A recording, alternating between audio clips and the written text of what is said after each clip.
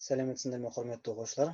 Бүгін біздің өтетін тақырыбымыз 3-ші сынып қазақ тілі пәнінен негізгі және туынды сын есім болмақ.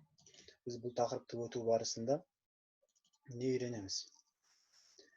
Негізгі және туынды сын есімдерді өту барысында сөйлем мен сөз таптарын, зат есім, сын есім, сан есім, етістікті табуды үйренеміз.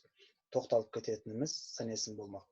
Негізгі және туынды зат есім, сын есім, етістікті анықтау. 3-ші, мәтін мазмұны бойынша пікір білдіруге бағытталған сұрақтар құрастыру және жауап беру. 4-ші, тура және ауыспалы мағыналы сөздердің мағынасын ажырата білу, сөйлеу барысында қолдану.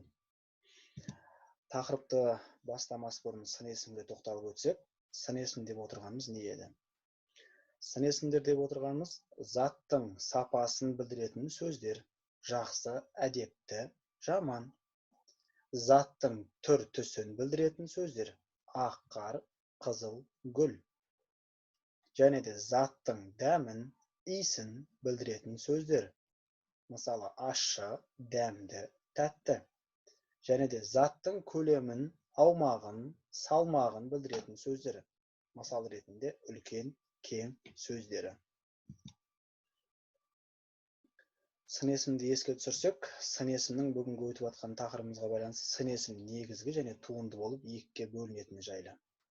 Түбір сөзден болған сын есімді негізгі сын есімдер деп атаймыз. Мысалы, қалың, әдемі, жуан. Ал түбір сөзге жұрнақ жалғану арқылы жасалған болатын болса, ол сын есімді туынды сын есім деп атаймыз. Мысалы, өнерлі, саналы, әдепті. Енді бүгінгі сын есім тақырыбымыз түсініктіре болу үшін мына бейнероликке назар аударсақ.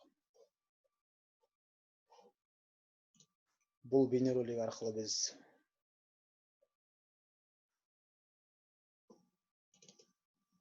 сын есімдерді нақтырақ әрі толығырақ білуімізге мүмкіншілік береді.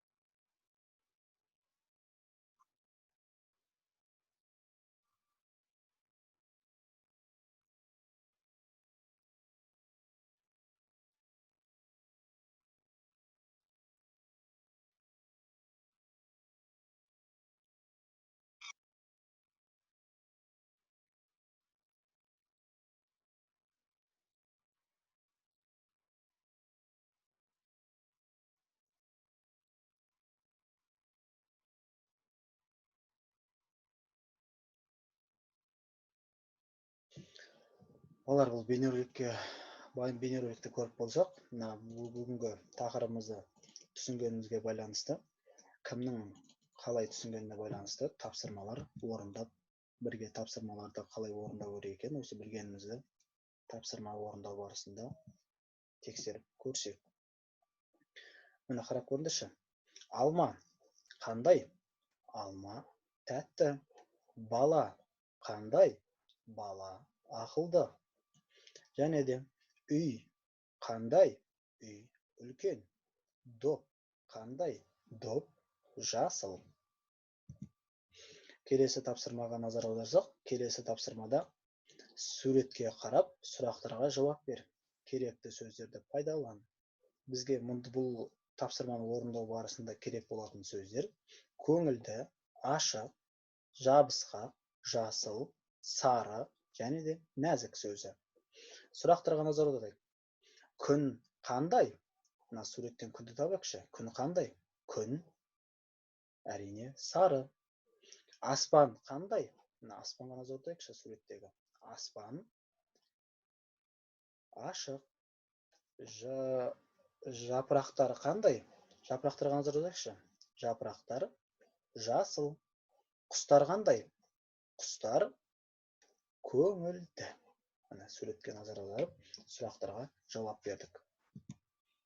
Енді келесі тапсырмамызға қарасақ, төмендегі сын есімдерді жылдың 4 мезгілінің суретінің астына қатыстырып жазуымыз қажет екен. Бізге берілген сөздер суық, боранды, жасыл, жаңбырлы, ыстық, шуақты, салқын және де желді сөздер беріліп тұр. Міне мұнда назар аударып қарасаңдар, жылдың 4 мезгілінің суреті бейнеленген. Бірінші бейнеленген сурет қыс. Қыс, сұрақ қойықшы, қыс қандай? Қыс суық. Бұл жерде суық негізгі сын есіміміз суық. Бұл суық сөзі түбір сөзден болғандықтан, демек бұл негізгі сын есім. Тағы да қыс, қыс қандай? Қыс боранды. Бұндағы негізгі сын есіміміз боранды. Түбірі боран, д жұрнағы жалғанып тұрғандықтан бұны туынды сын есім деп айта аламыз. Көктем. Көктем қандай? Көктем жылы. Бұл жердегі сын есіміміз жылы. Бұл түбір сөзден тұрғандықтан жылы негізгі сын есім деп айта аламыз. Көктем қандай? Көктем жаңбырлы. Қараңдаршы, мұндағы сын есімі жаңбырлы, түбірі жаңбыр, л жұрнағы жалғанып тұрғандықтан бұл туынды сын есім деп айта аламыз. Жаз мезгіліне қарайық. Жаз мезгілі қандай болады, балалар? Жаз мезгілі ыстық. Бұл жерде негізгі сын есіміміз ыстық. Түбір сөзден жасалғандықтан бұның негізгі сын есім деп айта аламыз. Жаз. Тағы да сұрақ қою керек. Жаз қандай болуы мүмкін? Жаз шуақты. Негізгі бұл жердегі сын есіміміз шуақты. Түбірі шуақ, т жұрнағы жалғануына байланысты туынды сын есімге айналып тұр. Соңғы жыл мезгіліміз не балалар бізде? Әрине күз. Күз салқын. Қандай болады? Күз салқын болады. Бұл жердегі сын есіміміз салқын. Түбір сөзден жасалғандықтан негізгі сын есім деп айта аламыз. Күз. Тағы да сұрақ қою көрші. Күз тағы қандай болуы мүмкін? Күз. Әрине күз желді болады.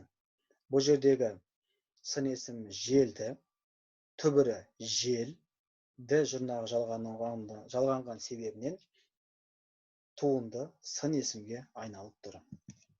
Келесі тапсырмамызға назар аударсақ, келесі тапсырмамыз мұнда сөздер берілген. Біз осы сөздерге қарап отырып, мына кестені толтырып шығуымыз керек.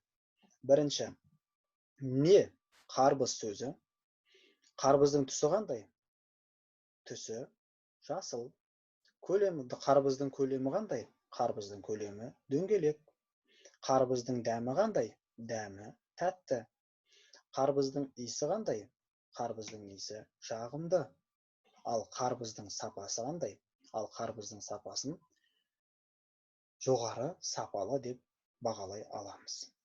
Сол секілді астыңғы жуан, құрт сөздерінде осы сұрақтарды қоя отырып, осы сын сапаларын осылай толтырып жазып шығуымыз керек.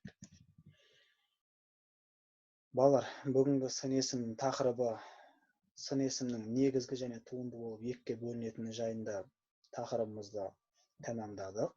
Сендерге бүгінгі тақырып түсінікті болды деп ойлаймын. Енді балалар, үй тапсырмасын алсақ. Үй тапсырмасы ретінде мен сендерге сурет бойынша әңгіме құрауды бермекпін. Міне қарасаңдар, назар аударсаңдар, сурет берілген. Осы сурет бойынша әңгіме құрап, сол әңгіме ішінен негізгі және туынды сын есімдер болуын қадағалап жазуларың керек. Және ішіне жазылған сын есімдердің негізгі не туынды екенін анықтауларың қажет. Міне балалар, бүгінгі сабағымызда да соңына келіп жетті. Бүгінгі тақырыпты түсінген шығарсыңдар деп ойлаймын. Сау болыңыздар.